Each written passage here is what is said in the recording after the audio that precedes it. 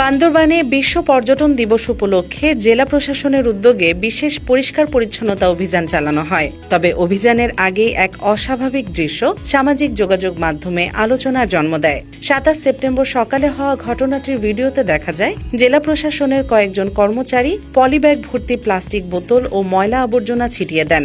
পরে জেলা প্রশাসক শামীম আরা রিনির উপস্থিতিতে কর্মকর্তারা ও স্বেচ্ছাসেবী সংগঠন বিডি ক্লিনের সদস্যরা সেসব ময়লা পরিষ্কার করেন।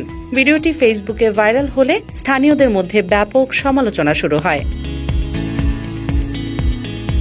এ বিষয়ে জেলা প্রশাসক গণমাধ্যমকে বলেন, তাদের অফিসারদের কেউ ময়লা ফেলার নির্দেশ দেননি। ঘটনাস্থলে কেউ মন্তব্য করে বসেছিলেন, এখানে তো ময়লা নেই, স্যাররা কি পরিষ্কার করবেন?